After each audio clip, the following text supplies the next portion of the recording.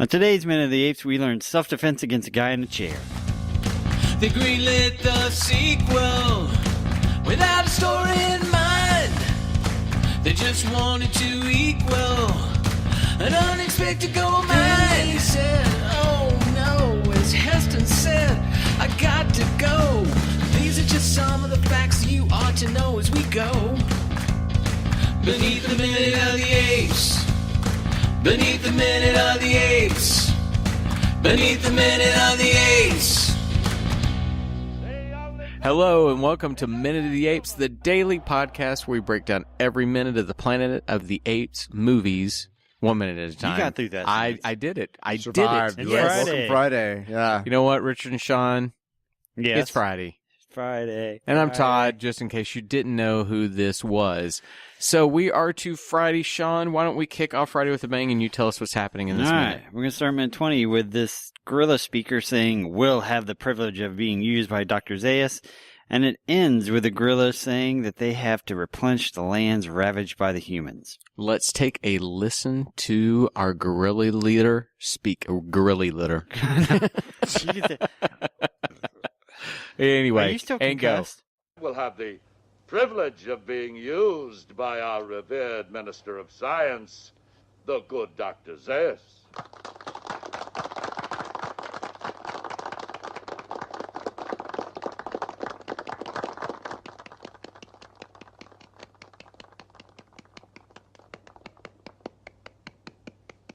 Sir, stop. You're in danger.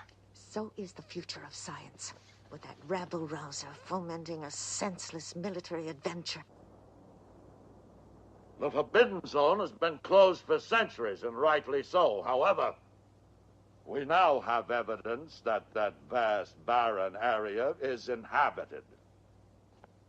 By what or by whom, we don't know. But if they live, and live they do, then they must eat. Now we must replenish the lands that were ravaged by the humans. All right, as of minute 20, we have 3 living humans, 4 dead humans, 1 dead ape, a shrewdness of apes, and a gaggle of humans. And seriously, guys, thank you for making me look at these orangutan dead eyes again. So I want to start this off by something that I said I would get to on Friday, and we've alluded to it through the week, but I really did as I was watching this, and I kept watching the entirety of the speech through this week. Right. And I started thinking how interesting that it was for this movie that went from faith and science to using force and aggression and what you said before. It's fear-mongering. And I started thinking of how well it plays today, and not to get too political, but you start thinking of how much fear and separation is used to drive an agenda. A wedge And I between thought how people. prescient this is almost was to what we're going through right now. Right. True. Yeah. I mean, parallels to what's happening in that particular moment to this movie. I mean, this is I talked about race. I talked about the fact that they specifically called out humans as being white versus race culture. And so my first place that I went was that this was a black culture that was now in power, a militaristic black culture, and how just kind of shocking that was to me. But if I take it to a grander scale of a society or democracy that uses fear among its citizens, it's something bigger than simply race. So what was the events, of the first film, that pivot point for this society where They were fear waiting became... for- they were... someone like gorillas this were leader was waiting. They were waiting for the straw that's going to break the camel's back, and they're going to use that to switch the power of. They've been the labor force, maybe compared to the scientists, chimpanzees, and the executive branch orangutans, and they're tired of this, and we're the ones that are out there hunting all the humans in the fields all the time, and we're the ones that deal with them all the time while you're doing your science experiments. We're the ones that's fighting them, and we're done with that. We're going to treat the humans the way they need to be treated because we're the ones that interact with them all the time. Go ahead. And what he's saying at points, too, is not that far off from what Zaius said to Taylor at the end. That how much he hated the humans. How much he hated them. How much they would rape the land. They would destroy things. You really think about what he said? They would be very similar in And positions. what they took on to become in the speech that didn't end up being a part of this moment where they drive the humans out and eradicate the humans plays on what Zaius was saying he wanted to do. Right. But I'll say this entire moment, Zaius is relatively passive. Oh, again. This seems like it's gotten out of control for him. And that's what I wondered. Is this something where do you have that oh shit moment when you hear the similarities of what you've said, but now you understand that aggression is leading it instead of suppression? Right. And you think, oh God, I let this go too far. And there's so many parallels to today, aren't there? There really are. And I watched Zaius in that, and we joked how last time he felt like he was waking up, but I really did feel like he's waking up to, oh my God, my message went entirely in a wrong direction. Because I think these are his words reiterated. It's kind of echoing back at him a little bit. Echoes a better way. It echoes back to his sentiments, but they're now construed to the point of what you said, people who are tired of it. I mean, he says, riffing off the last minute, the only good human is the dead human, but those fortunate enough to remain alive will have the privilege of being used by our Minister of Science, Dr. Zaius. Zaius has become a protector of humans. I mean, that's almost what it suggests, that 180. We'll have a few, and Zaius is the one that's going to take care of it. And I'm like, is Zaius now the protector of humankind? Yeah. Very odd. Very, very odd. There's a lot of stuff at the end of the minute that we can talk about that I don't really want to get into just yet. I want to talk about more about what's happening up front. I wish that, we've talked ad nauseum about how rushed this film was, how the budget was slashed. I wish that they would have thought, wow, we have a cool idea right here. We do. In all of this moment right here. Yeah. Not revealing anything further than this minute. We have so much right here. It's a very rich little idea of flip the tables, take the same sentiments, flip them, and how out of control. What if somebody takes my hatred for humans and explodes it in a way I never how expected? It gets out of control. Where you have to be responsible with your words. You have to understand who you're speaking to and how they're heard. Mm-hmm. What you say is not enough. How are they going to be heard and digested? And I don't think Zaius has ever thought about it. And imagine if they had the time with this film to actually expand on these ideas and make it the true themes of this film. And I know you've not seen it,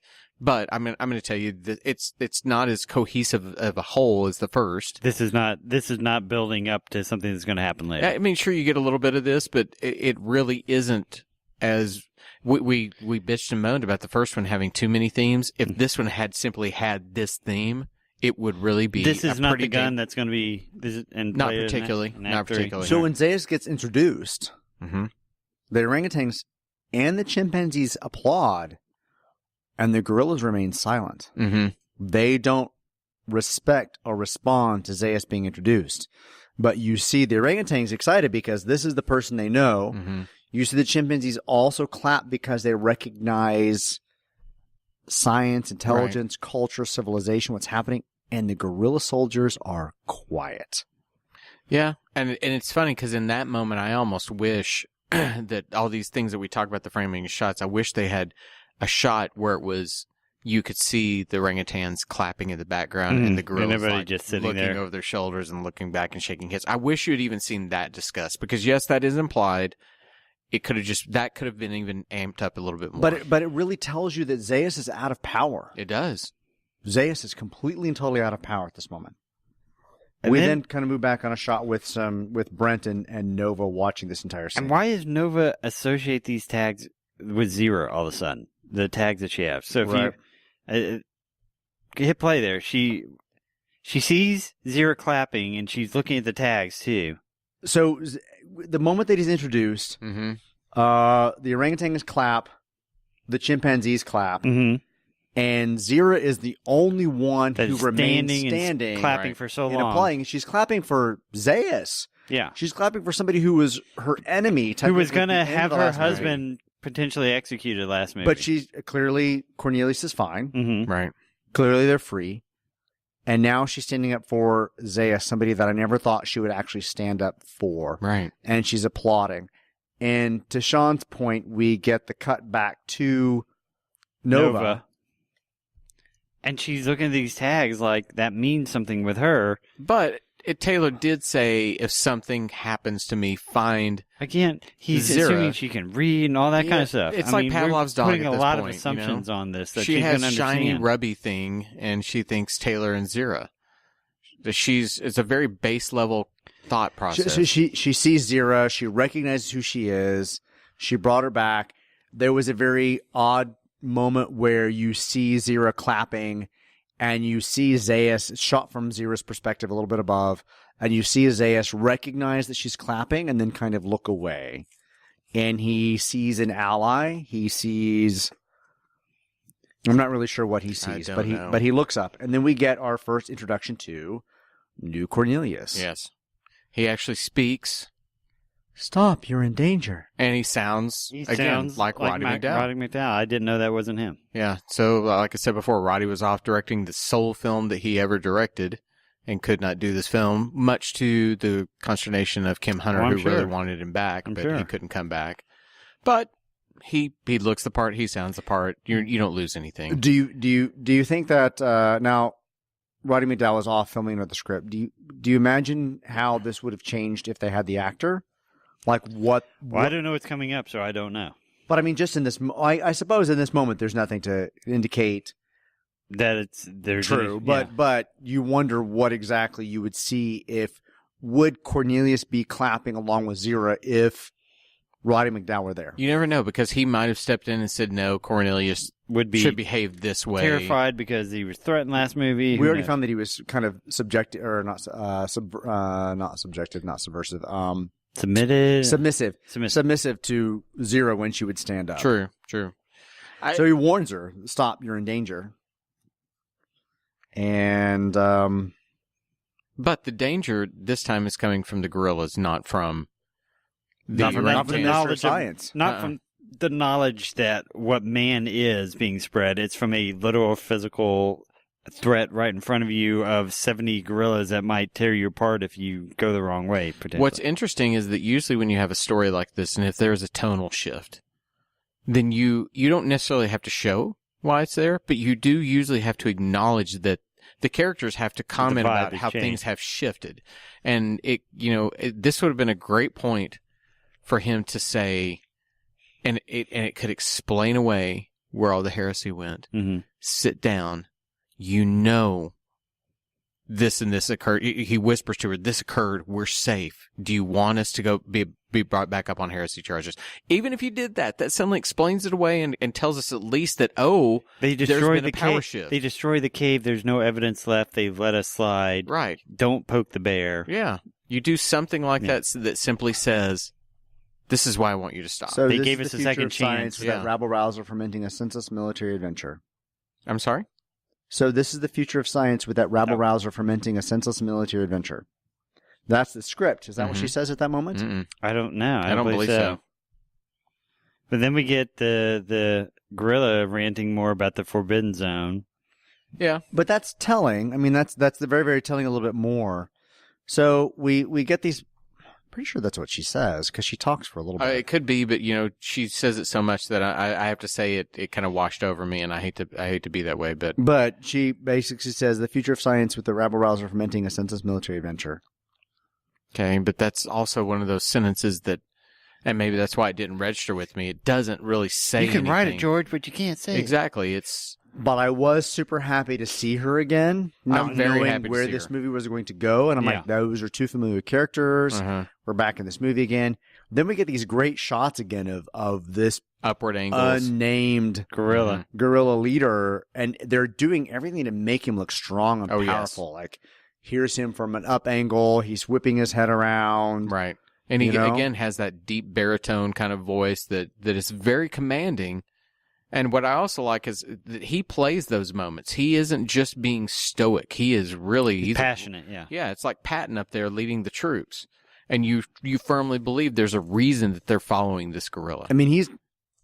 Of the stuff we've seen, compared to the new characters, Brent is This is the guy that I want to know about. Me too. And I think it's funny you say that. That's probably why as a kid that this character registered with me, because Brent is just...